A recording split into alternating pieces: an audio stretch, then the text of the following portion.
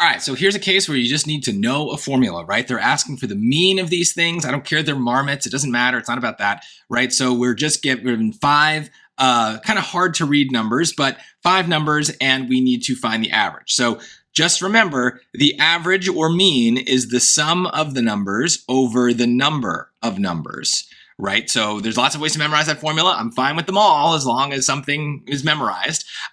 So the sum is just add those things up. So I wouldn't write this on my scratch paper, but just to show you, right, 4,010 plus 4,010 plus 3,030 plus 4,050 plus 3,050, and then we're going to divide that all by 5. So I would just do that in my calculator. Now, here's how I would do it, because I know some of you are going to make a mistake here. You can't just put all this in without some parentheses, but I wouldn't. Basically, I don't like to enter too much in any calculator, whether it's the graphing calculators are a little bit more powerful or a scientific calculator like this. Do one step at a time. So I'm going to enter 4,010 plus 4,010 plus 3,030 plus 4,050 plus 3,050. And I'm checking as I go, because it's very easy to mistype here, and you don't want that to happen, because this is a fill in the blank kind of question, right? So we don't have the benefit of choices to maybe help us if we mistype something. So I get that the total sum is 18,150, and that is still divided by 5. Now I'm going to divide by 5. If I divided by 5 in the calculator without parentheses, I would have divided just one of these numbers by 5, and I would have got a completely different answer. And some of you are not very good at noticing when you've done something wrong like that. So sometimes with an average question like this, you can tell because the average that you would get is so off from what it just should be if you estimate it. But a lot of you are like, you trust the calculator too much. And so anything it gives you, you just take as gospel. It's just the truth. And so you don't kind of think about like, oh, wait a minute, that number's off, right? So having a good number sense is very important for the SAT. But there you go, 3630.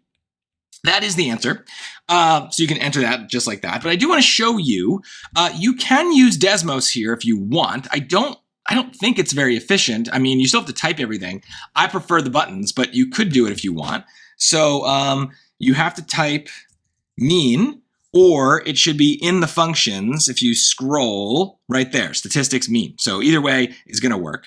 Then we put parentheses, and then you type the numbers. So 4,010, comma, 4,010, comma, 3,030, comma, 4,050, comma, 3,050, and there you go, 3630. So it's doing it as you go. It's kind of recalculating that mean every time. But I do want to show you one other thing, right? So there it gives you the mean. That's what we wanted. So you don't have to really do the whole formula. It just knows if you give it a list to how to find the mean. But like, I think the SAT is doing this on purpose. I think they are giving you numbers in the thousands because they want you to be very, like stick-to-itness about it. Like they want you to type it as you see it, right? So watch what happens if I type in 4,010 with the comma. It tells me the mean is 7. Now, again, if you have a good number sense, you're just going to be like, wait a minute, something is wrong. What it's doing is because that comma is there, it treats this as 2 numbers. So it thinks we're asking it to average the numbers 4 and 10, and the average of 4 and 10 is 7, right? But if I continued this, right, and said, okay, 4,010, comma, 4,010, comma, right, 3,030, comma, 4,050, comma, and 3,050. Some of you out there are going to put 16.8 as your answer. And that just, if that's you, if there's any temptation to do that, you have a problem in your head about how you think about math. In other words, you don't think about math, right? You just kind of like just input things in the calculator and whatever comes out is what comes out. But it doesn't make any sense. How can the average of numbers that are in the 3 and 4 thousands be 16.8? It does not make any sense. That's not how averages work. Why would we have a number as our average that is so much lower than any number we put in? It doesn't make any sense. But some of you will not think like that, and you'll just be like, oh, that's just what it is.